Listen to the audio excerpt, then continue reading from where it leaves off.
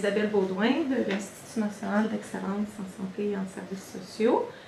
Donc, je viens vous présenter aujourd'hui un rapport qu'on a publié à l'INES en début septembre, donc il y a quelques semaines, qui était un portrait des fugueurs et des pratiques en matière de fugue auprès des jeunes hébergés en centre de réadaptation. Et je voudrais porter à votre attention là, que c'est moi qui fais le webinaire aujourd'hui, mais que la deuxième auteure sur le rapport, c'est Danielle Tremblay aussi, qui a participé activement. Puis on a eu une très grande aide et collaboration de la part de Chloé Gaumont, qui est aussi à l'INES, puis des instituts universitaires de Montréal et Québec qui ont révisé le tout à quelques reprises aussi. Donc, les objectifs de la présentation, évidemment, c'est la présentation puis la diffusion des principaux résultats de ce rapport-là. Je vais vous présenter tout au long de la présentation, là, en fait, je vais vous présenter les grands résultats qui ressortent, les grandes lignes, mais évidemment, je ne peux pas rentrer dans le détail de tous les résultats. Donc, je vous incite fortement, là, si vous avez plus de questions, soit de me les adresser par courriel à la toute fin, j'ai mis le lien vers mon courriel de l'INES. Puis aussi, j'ai mis le lien là, vers le portrait, donc le rapport au complet. Donc, s'il y en a qui sont intéressés à fouiller un peu plus davantage certaines choses que je vais dire, poser des questions aussi à la fin. Mais vous pouvez me contacter, vous pouvez aller consulter le rapport aussi, évidemment. Donc, le plan de la présentation, brièvement, on va avoir un préambule, donc une espèce de mise en contexte, finalement, de pourquoi on a fait ce portrait-là.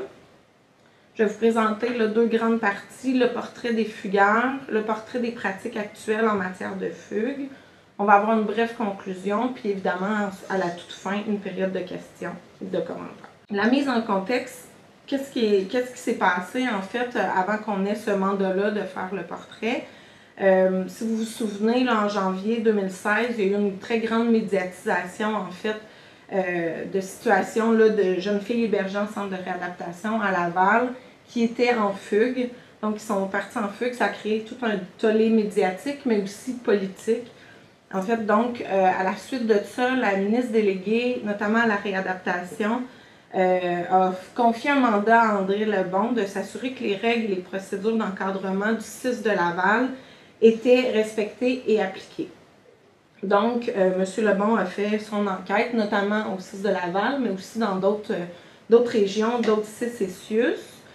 Il a émis plusieurs recommandations à l'égard du ministère, notamment une dans laquelle il suggérait de faire un avis sur les meilleures pratiques. Puis c'est là que, en fait, le ministère a demandé à l'INES de participer à ces travaux-là. Donc, le ministère nous a fait une demande d'un avis sur les meilleures pratiques en matière d'intervention auprès des jeunes mineurs à risque de fugue. Donc, il souhaitait qu'on aborde autant les pratiques en aval qu'en amont de la fugue, donc à toutes les périodes, là, en prévention, en intervention pendant la fugue ou en intervention après la fugue. Il voulait qu'on aborde la fugue et les problématiques associées, donc autant la consommation de substances, par exemple, que l'exploitation sexuelle, le phénomène des gangs, etc.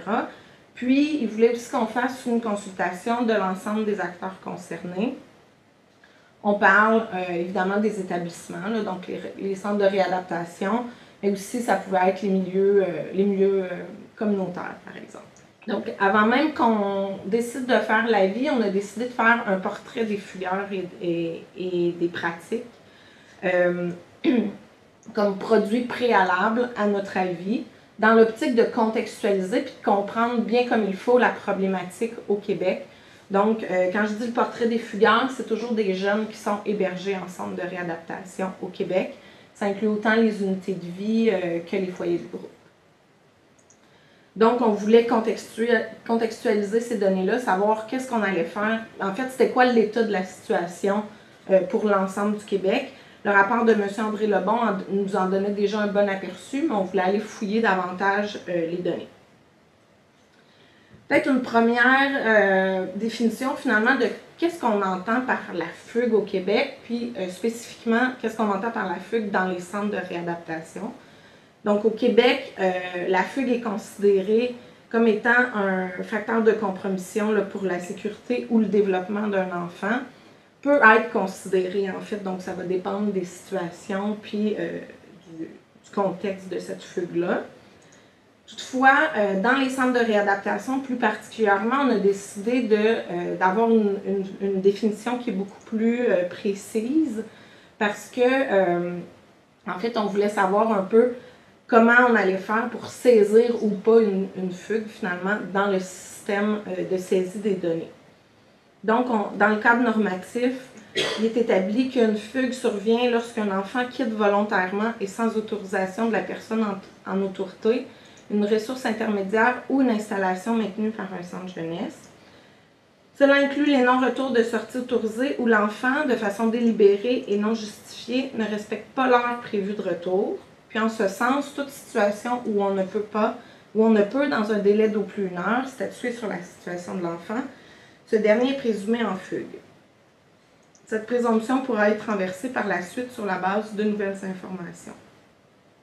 Donc, vous voyez, le dernier passage sur la présomption va devenir important. Là, je vais y revenir un petit peu tout au courant de la présentation, mais c'est un aspect qui est à garder en tête et qui est à considérer dans l'analyse des données.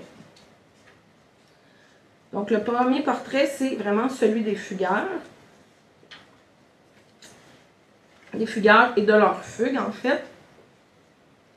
Donc, c'est ce que je disais tantôt, pour arriver à faire ce portrait-là, on a utilisé les données du système PIGE, le projet d'intégration jeunesse, dans lequel sont saisies les fugues dans les centres de réadaptation. On l'a fait pour 4 années à l'étude, de 2012-2013 à 2015-2016. Pour chacune des fugues qui est saisie dans le système, en fait, ce qu'il faut savoir, c'est qu'il y a de l'information à la fois sur l'établissement, donc d'où est parti ou d'où a fugué le jeune, des informations sur la fugue, à quelle date c'était, à quelle heure elle a commencé, à quelle heure elle s'est terminée, à quelle date elle s'est terminée. Puis aussi des informations aussi sur le jeune, par exemple, c'était quoi son âge, est-ce qu'il est en unité de vie, en foyer de groupe, s'il est en unité de vie, est-ce qu'il est en encadrement intensif, en encadrement régulier, etc. Donc pour chacune des fugues, on avait des informations de ces 3 types-là qui provenaient du système PIGE. Ça nous a amené à quelques constats, en fait. Tout d'abord, on a réalisé qu'on avait un nombre constant de fugueurs, mais une augmentation des fugues au courant des années. Donc, d'abord, un nombre constant de fugueurs. On a réalisé, en fait, que bon an, mal an, on avait à peu près le quart des jeunes hébergés en centre de réadaptation qui expérimentaient au moins une fois la fugue dans l'année. Donc, ce qu'on remarque dans le premier graphique qui est présenté, c'est notamment le fait que la majorité des fugues proviennent aussi des unités de vie. Donc, en foyer de groupe, c'est à peu près 80% des fugues.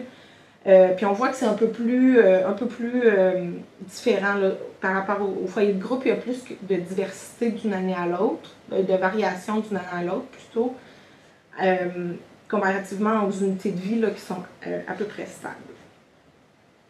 Donc, c'est aussi, la majorité proviennent aussi majoritairement des unités de vie d'encadrement régulier. En encadrement intensif, là, il y a peut-être 1 ou 2% par année des fugues qui sont faites par des jeunes qui étaient dans une unité d'encadrement intensif. Donc, c'est vraiment principalement les unités de vie en encadrement régulier, puis aussi une partie quand même substantielle là, de jeunes qui proviennent des foyers de groupe. On voit par contre qu'on a eu une augmentation des fugues. Donc, malgré que le nombre de fugueurs, la proportion de fugueurs soit à peu près la même d'une année à l'autre, ce qu'on voit, c'est une augmentation des fugues. Si vous voyez un taux de fugue pour 100 jeunes hébergés, vous allez le revoir un peu plus loin aussi, je vais parler des taux. C'est tout simplement que c'est une donnée objective qui nous permet de comparer les années, là, peu importe la variation du nombre de jeunes hébergés. En fait, le taux nous donne seulement une donnée objective qui est comparable. Donc, dans le fond, ce qu'on voit, c'est qu'au début de la période, on avait à peu près 95-96 fugues pour 100 jeunes hébergés, alors que 92 pour le total, alors qu'à la fin de la période, on était à peu près à 118 par 100 jeunes hébergés. Donc, on voit vraiment une augmentation, en fait, dans le nombre de jeunes hébergés. Voilà, encore là, c'est principalement en raison des unités de vie, plus que des foyers de groupe qui comptent pour beaucoup moins de fugues. Un deuxième constat, c'est qu'on a eu des fugues de durée relativement courte, mais une assez grande proportion de fugueurs qui commettent des fugues longues. Donc, ce qu'on réalise, première partie de l'énoncé, des fugues de durée relativement courte, c'est qu'on a à peu près le 2/3 là, des fugues qui ont été commises qui sont de moins de 24 heures. Puis même parmi ce 2/3 de fugues-là, on a à peu près les 3/4 des fugues qui sont de moins de 8 heures. Donc, la majorité des fugues qui sont expérimentées dans les centres jeunesse, dans les foyers de groupe, dans les unités de vie, c'est vraiment des fugues qui sont relativement courtes. Ce qui était ressorti aussi dans le rapport de M. André Lebon, c'était un peu la même chose. La seule problématique, c'est qu'au bout du compte, on a des jeunes qui commettent vraiment beaucoup de fugues. Puis, ça fait en sorte que parmi l'ensemble des fugueurs, on a quand même une proportion importante de ceux-là qui vont commettre au moins une fugue de plus de 72 heures. Donc, c'est plus que le tiers des jeunes qui va commettre au moins une fugue de plus de 72 heures, 39,3 %. Pourquoi ça nous interpelle particulièrement? Bien évidemment, quand ils sont en fugue, les jeunes sont plus sont encore sous la responsabilité du centre de réadaptation, mais les services ne peuvent pas leur être offerts à ce moment-là. Puis évidemment, plus le jeune est longtemps parti, plus il se met dans des situations à risque aussi, ou plus il vit des situations à risque, ou des situations dans lesquelles sa sécurité n'est pas assurée. Donc, des fugues qui varient dans le temps, puis aussi entre les régions. Première chose, les fugues qui varient plus dans le temps. Donc, on a réalisé qu'on a vraiment une variation là, selon les saisons, évidemment.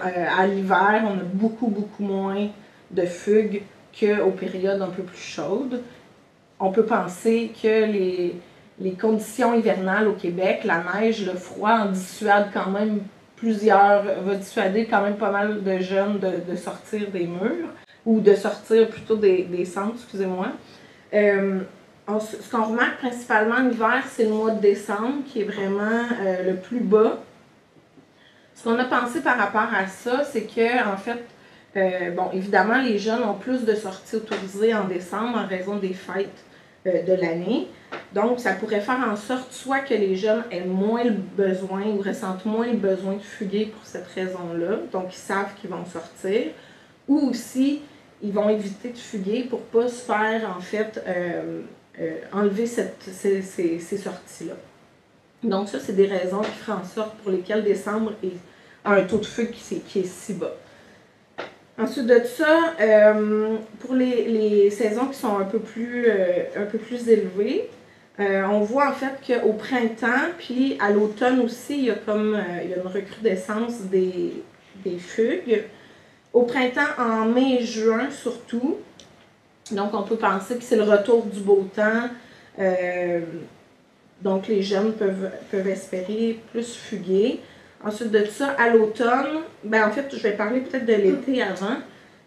Donc à l'été, en fait, ce qu'on pense, s'il y en a aussi peu, alors que pourtant le temps peut être bénéfique pour une fugue, s'il y en a si peu, ça pourrait être en fait parce qu'il y a beaucoup moins de jeunes dans les centres pendant la période estivale.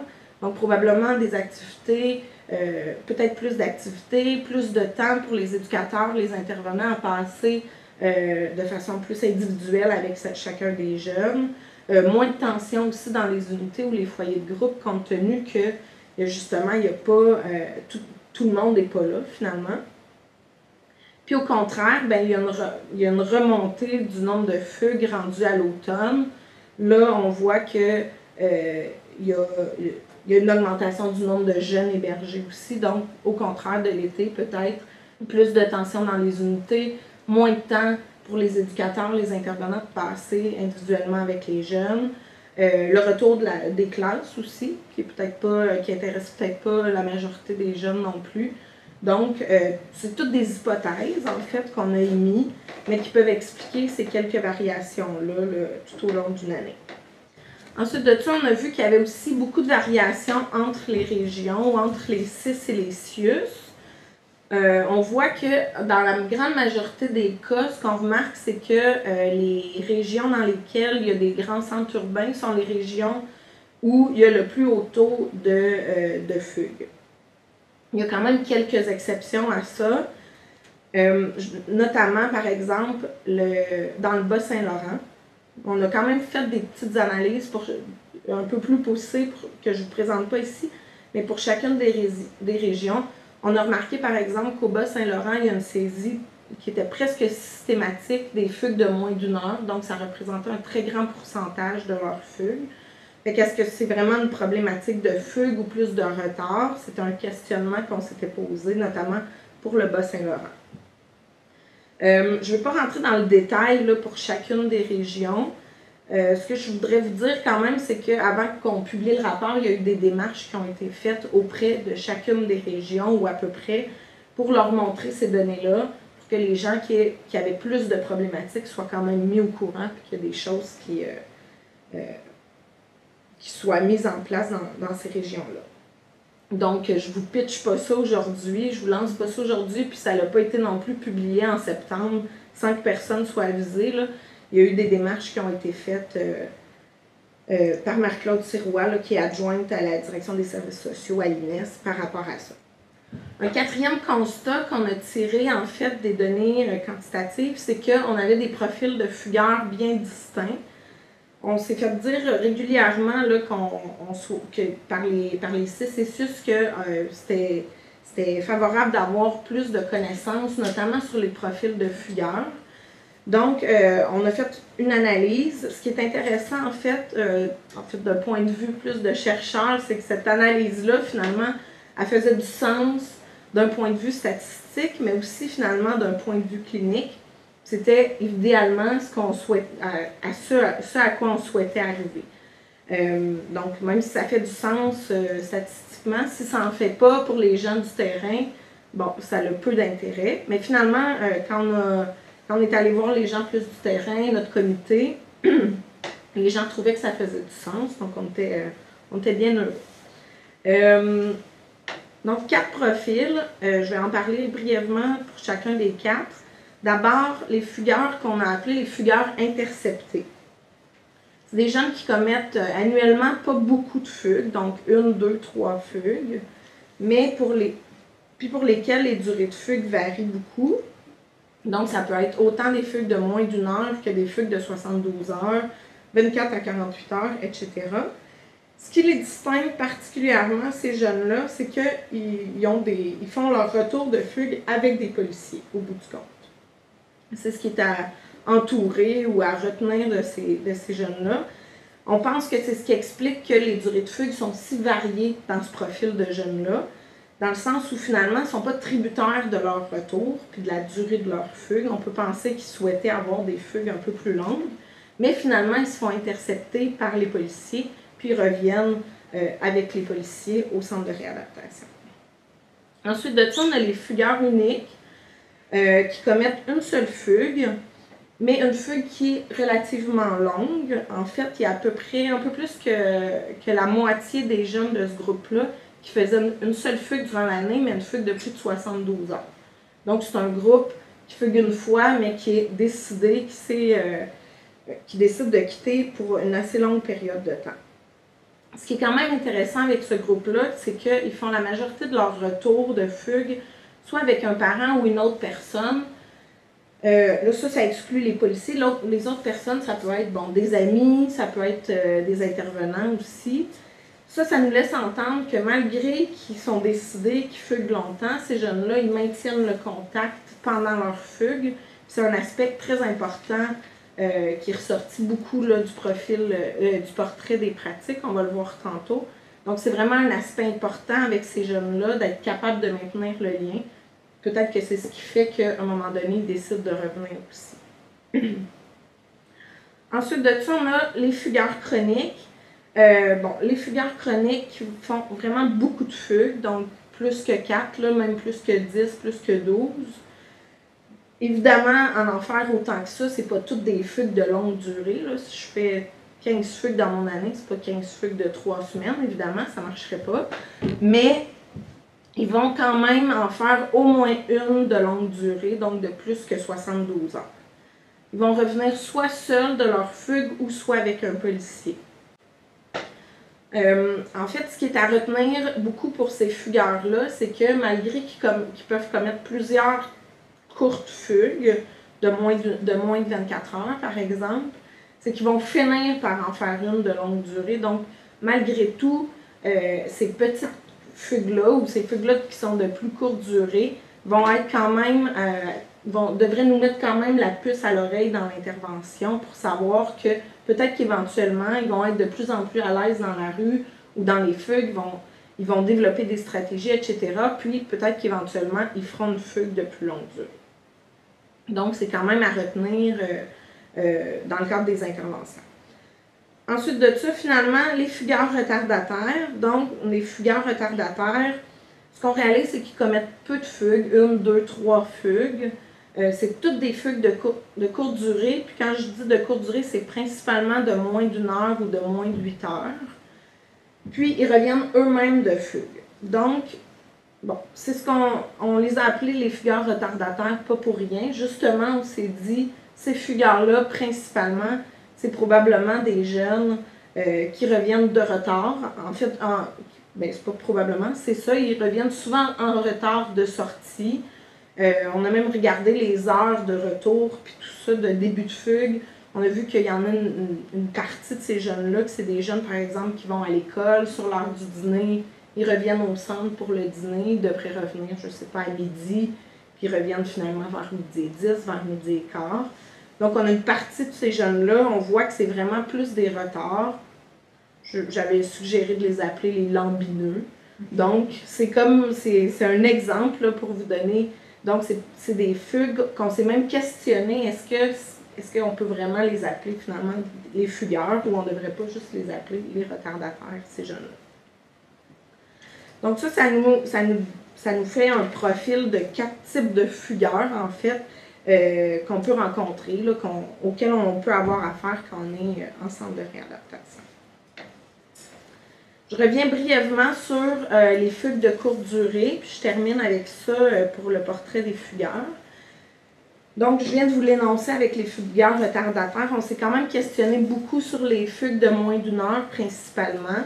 On a réalisé que ça varie beaucoup d'un 6 Celsius à l'autre dans la saisie des données, là, entre 3 et 45 des fugues selon les établissements. Ça nous a quand même beaucoup questionné tout au long de la démarche. Je n'ai pas de solution à tout ça aujourd'hui à vous présenter, mais sachez que c'est quelque chose qu'on garde à l'esprit depuis qu'on a débuté le projet. En fait, on a vu avec ces fugues-là que parfois elles pouvaient être simplement qualifiées de retard, comme avec les fugueurs retardataires. Mais d'un autre côté, avec les fugueurs chroniques, on a aussi vu qu'elles peuvent être comme le symptôme d'une fugue éventuelle beaucoup plus longue, puis d'un problème beaucoup plus marqué. Donc, c'est ce qui nous fait hésiter, est-ce que c'est juste des retards, est-ce que ça ne l'est pas, etc. Donc, c'est vraiment des réflexions qu'on doit avoir sur ces fugues-là qui sont de très courte durée, de moins d'1 heure, de moins de 8 heures, à savoir, avec le jeune que j'ai en face de moi, est-ce que c'est vraiment une fugue, est-ce que c'est un retard, etc. Donc, c'est vraiment à considérer, puis il doit y avoir une réflexion à faire, en fait, dans les établissements par rapport à ça. J'ai passé maintenant au portrait des pratiques actuelles en matière de fugue, qui est la deuxième partie de notre rapport. Donc, pour faire le portrait des pratiques actuelles, on a consulté divers documents. En fait, avant qu'on débute notre projet à l'INES, le ministère a fait des consultations avec l'ensemble des directeurs concernés, puis des directeurs de protection de la jeunesse dans les 6 CESIUS. Puis on a pu consulter les documents synthèse de ces consultations-là. À la suite en fait, avec ces documents-là, on a fait ensuite de ça des entretiens téléphoniques pour compléter les informations, pour aller cibler des choses peut-être qui n'avaient pas été nommées dans certains sites ou CIUS. On a demandé aussi aux répondants de nous envoyer de la documentation sur l'ensemble des pratiques, autant organisationnelles que cliniques, qui touchaient la fugue dans leur établissement. Puis, on a utilisé des documents aussi là, rédigés par 3C Cessius. Je vais y venir à la CETA tout de suite après. Donc, on avait une panoplie de pratiques qu'on a pu documenter. Là, évidemment, je ne tomberai pas dans le détail aujourd'hui. Je vais y aller vraiment plus de façon plus globale. Puis encore une fois, comme je l'ai mentionné tantôt, là, je vous invite peut-être à aller chercher les informations plus pointues, soit dans le rapport qui a été publié dans le portrait, ou sinon de me contacter là, directement.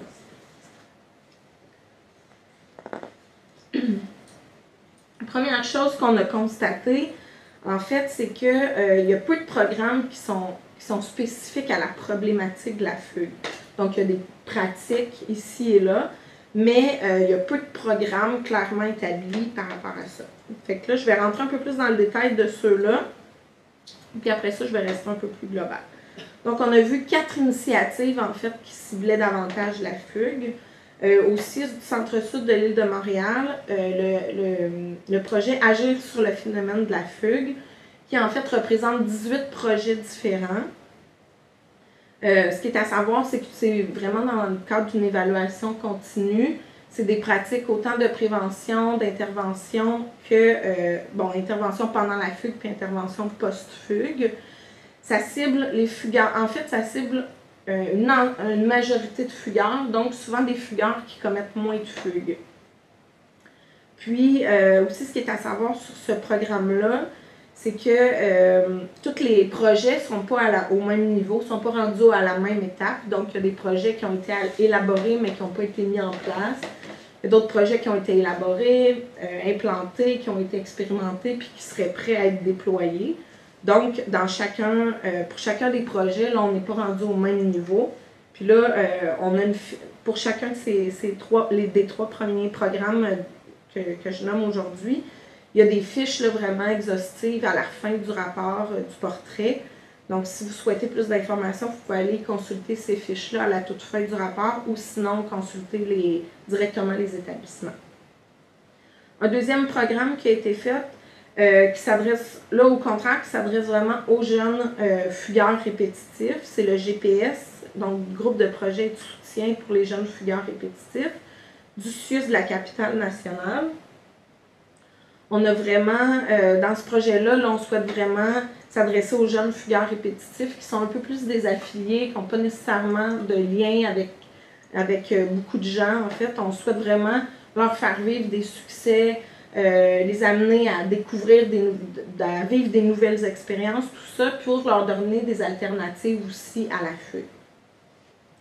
Finalement, on a le projet Mobilis, qui était plus sur l'exploitation sexuelle des jeunes par les gangs de rue, mais compte tenu que les fugueurs là, sont particulièrement à risque d'exploitation sexuelle lors de leur fugue, ben en fait, il y a un intérêt particulier pour cette clientèle-là. Dans Mobilis, en fait, on a vraiment créé un réseau d'échange d'informations, donc notamment là, pour coincer, je dirais, les proxénètes, puis aussi là, pour offrir de l'aide aux jeunes qui sont touchés par ces problématiques-là. Donc, c'est vraiment un échange d'informations entre donc, le CIUS, la Montérégie-Est, les organismes communautaires, puis les milieux policiers aussi. Finalement, on a la création du site web intitulé Jeunes en fugue. Je vous ai mis le lien web, si vous souhaitez aller le voir. Donc, c'est vraiment, ce site web-là, en fait, est vraiment autant pour les jeunes que pour les intervenants, les parents, les proches des jeunes. Il donne de l'information sur certaines ressources qu'on peut consulter par rapport à une problématique de fugue. Donne des informations sur certains projets de recherche aussi. Donc, ça a été mis en place pour pour plusieurs types de personnes. Ça, c'est les programmes plus relatifs à la fugue. Ensuite de ça, donc, qu'est-ce qu'on a réalisé dans le cadre du portrait des pratiques? C'est vraiment, dans le fond, un continuum de pratiques ou d'interventions soit avant, pendant ou après la fugue. Puis le continuum, on a vu qu'il était déjà bien établi là, dans un guide qui a été fait par le ministère en 2014. Donc, brièvement, avant la fugue, on a vu 3 grands types de pratiques. D'abord, l'évaluation du risque de fugue qui se fait dans quelques régions. Donc, les régions nous ont dit utiliser là, certaines fois des outils plus maison. Là, il y a un outil en cours de validation actuellement aussi.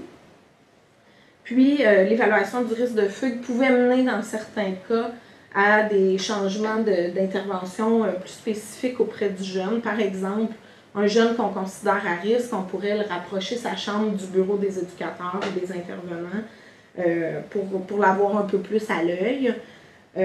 Donc, c'est des exemples qui nous ont été donnés par rapport à ça. Ensuite de ça, l'intervention clinique, c'est vraiment plus la programmation quotidienne. Des ateliers, par exemple, sur les habiletés sociales, sur la sexualité, sur la consommation de drogue, etc. Puis ce qui est important ici, c'est de savoir que l'intervention clinique, on nous dit, c'est offert dans le cadre en fait, pour répondre aux besoins de chaque jeune. Donc, c'est plus spécifique pour chaque jeune. Ensuite de ça aussi, une concertation avec les partenaires. Donc, soit les milieux policiers, les milieux communautaires. Ça peut mener à certaines présentations dans le cadre d'ateliers de prévention, par exemple, auprès des jeunes. On a vu ça dans certains établissements aussi. Donc, ici, c'est pas, à part pour l'intervention clinique avec une programmation quotidienne, là, évidemment, là, qui est faite dans l'ensemble des CCCIUS, mais pour l'évaluation du risque de fugue puis la concertation, c'est pas dans l'ensemble nécessairement des régions qu'on l'a vu, mais c'est quelque chose qui ressortait des pratiques qu'on a vues. Ensuite de ça, pendant la fugue, donc encore une fois, pendant la fugue, 3 grands types de pratiques qui sont ressortis. D'abord, les actions auprès des jeunes en fugue. Je reviens aussi tantôt, j'ai parlé un peu du maintien avec le jeune, du maintien du contact avec le jeune pendant la fugue. Il y a quelques régions qui nous ont dit qu'ils mettaient en place plusieurs choses pour tenter de maintenir le lien avec le jeune. Donc, que ce soit via les réseaux sociaux, via des fois des amis ou des personnes, via d'autres personnes, on tente de conserver le lien avec le jeune pendant sa fugue. Aussi, ce qu'on a dit, c'est, dans certaines régions, on nous disait plutôt, on attend que le jeune prenne l'initiative lui-même, en fait, de nous contacter. Donc, nous, on ne fait pas nécessairement des démarches pour essayer de le retrouver. On attend qu'il nous contacte. Puis, dans le cas de contact, ce qui était super important, c'est d'avoir vraiment une approche d'accueil, d'empathie, plus qu'une approche répressive avec le jeune, puis de lui demander « t'es où, avec qui ?» Donc, plus de savoir est-ce qu'il va bien, est-ce qu'il manque de quelque chose, est-ce qu'il est en danger, puis d'avoir vraiment là, justement une attitude accueillante avec ce jeune.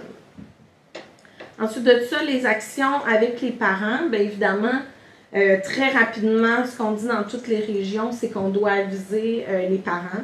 Très rapidement, après qu'on ait réalisé le départ du jeune, on avise les parents de ce départ-là. Il y a certaines régions qui nous disaient aussi l'importance de faire une espèce de débriefing avec les parents pour qu'eux-mêmes sachent quoi faire avec le jeune dans le cas où le jeune rentrerait en contact avec eux. Il y a des études antérieures qui ont montré d'ailleurs qu'une majorité de jeunes finissent par rentrer en contact, même à aller chez leurs parents quand c'est des jeunes qui sont placés, qui sont hébergés en centre de réadaptation, qui ont tendance à retourner vers leur milieu de vie naturel. Donc, cette importance-là de faire le débriefing avec les parents pour qu'ils sachent comment agir finalement si le jeune les contacte ou va les voir. Puis, évidemment, aussi une concertation entre les intervenants impliqués. On parle encore des réseaux, des établissements, là, des centres de réadaptation, les milieux communautaires, les organismes policiers aussi. Donc, d'essayer le plus possible d'avoir une concertation pour finalement savoir où est le jeune, est-ce qu'il est en danger, tout ça. Mais ça, c'était pas dans la majorité des régions. On a vu là qu'il y avait beaucoup de collaboration avec les milieux policiers, mais un petit peu moins avec les organismes communautaires. Puis des collaborations tripartites là, entre les centres de réadaptation, les milieux communautaires puis les milieux policiers. Mais là, dans ces cas-là, c'était encore plus rare. Là, je pense qu'on a 3 ou 4 établissements qui nous ont dit qu'il y avait des ententes de ce type-là, des collaborations de ce type-là. Ensuite de ça, après la fugue, donc, c'est vraiment comme un ensemble, en fait. Puis ça, c'était nommé par une majorité là, d'établissements. Évidemment, encore une fois, quand le jeune revient, de ne pas avoir une attitude répressive, mais plutôt d'avoir une attitude d'accueil, d'aide, d'accompagnement auprès du jeune. La majorité des régions nous ont dit que, en fait, il y avait eu une évolution dans cette pratique-là, si on veut, dans cette attitude-là au fil des dernières années. Donc, on est passé plus d'un mode répressif à un mode vraiment d'accueil puis d'empathie. Première chose à faire, comme on nous a dit aussi, ou en tout cas que les gens font, c'est l'évaluation de la condition physique, psychologique. Donc, réponse aux besoins primaires. Est-ce que tu as mangé depuis les dernières heures, les derniers jours? Est-ce que physiquement ça va? Est-ce qu'il y a des besoins physiques là, à aller? Est-ce qu'on doit aller à l'hôpital, etc.? Psychologiquement aussi, comment ça va? Donc, ça, c'était vraiment là, dans l'ensemble des régions, là, ça nous a été rapporté. On parle d'une intervention intensifiée, par exemple, le recours plus à un encadrement intensif au retour de la fugue, dans certains cas où le jeune va minimiser les événements, va nier que sa sécurité ou celle d'autrui est compromise. Donc là, dans ce cas-là où il est plus dans le déni, le jeune, on va peut-être avoir plus recours à l'encadrement intensif. Ensuite de ça, évidemment, on demande aux jeunes de faire une réflexion sur sa fugue. C'était quoi le sens de la fugue, ses motivations, en fait. C'est son vécu, qu'est-ce qui s'est passé, comment il a vécu les événements aussi. Donc, pour pouvoir éventuellement adapter, trouver des moyens qui soient plus appropriés pour ce jeune. Tout ça, c'est aussi dans le cadre d'une révision du plan d'intervention puis du plan de service intégré. Donc, dans lequel, notamment, on va faire un suivi avec les parents. On va les impliquer le plus possible. Ça a été nommé dans certaines régions. Donc, évidemment, par rapport aux parents, on va essayer de les aviser le plus rapidement possible au retour de la fugue, comme on le fait au départ en fugue, puis aussi de les impliquer le plus possible là, dans la révision du plan d'intervention, puis aussi dans la recherche de solutions puis de moyens, en fait, pour éviter les prochaines fugues. Ensuite de ça, ça ne sera pas bien long, je vais terminer. On va pouvoir passer là, à la période de questions, ce ne sera pas très long. Donc, par rapport aux pistes d'amélioration que les gens nous ont nommées, évidemment, le développement de connaissances, donc autant par rapport à la fugue en général, puis plus spécifiquement par rapport au profil de fugueur, c'est ce que je vous disais tantôt. Puis aussi le développement de connaissances, on parlait d'outils pour évaluer les risques de fugue. Donc, ce qui est quand même bon signe, c'est qu'on a fait là une première typologie de fugueurs. Donc, déjà, ça nous donne des indices d'intervention. Puis, il y a un outil aussi d'évaluation du risque de fugue qui est actuellement en cours de validation dans 3 régions. L'intervention clinique auprès des jeunes, bien, en fait, de spécifier encore plus, d'individualiser encore plus l'intervention à faire auprès d'eux. C'était des pistes d'amélioration le plus possible. On avait notamment pendant la fugue le maintien du contact avec le jeune. Qu'est-ce qu'on doit faire? Jusqu'où on doit aller? Est-ce qu'on peut utiliser ou pas les réseaux sociaux, par exemple? Il y a beaucoup d'enjeux éthiques, légaux. Est-ce que je peux utiliser mon propre Facebook, finalement, pour essayer de trouver le jeune? Est-ce que les établissements devraient s'ouvrir des comptes Facebook ou de toute autre nature que ce soit? Donc, il y a beaucoup d'enjeux là-dessus qui étaient à déterminer puis qui seraient à baliser, en fait, justement, pendant la fugue, de comment on fait pour maintenir le lien avec le jeune le plus possible. Donc, il y avait c'était soulevé par les répondants, l'importance de baliser ces choses-là. L'intervention auprès des parents, même s'il y a quand même certaines régions qui nous ont nommé les impliquer, les aviser le plus vite possible au départ en fugue, au retour de la fugue, etc. Les gens aussi avaient l'importance de davantage les impliquer dans les plans d'intervention, dans les moyens, dans la recherche de moyens, de solutions, etc. Donc ça, c'était nommé finalement l'implication auprès des parents, puis le soutien aussi à leur égard, leur offrir plus de soutien par rapport, par exemple, au développement d'habileté parentale, une meilleure connaissance finalement des jeunes, de leurs besoins, etc. Puis finalement, la collaboration puis le partenariat, c'est un peu ce que j'ai nommé tantôt, l'importance finalement de développer encore plus de collaboration, de partenariat, notamment avec les organismes communautaires, mais aussi avec le milieu scolaire, parce qu'on a beaucoup de nos jeunes en centre de réadaptation qui vont à l'école à l'extérieur du centre.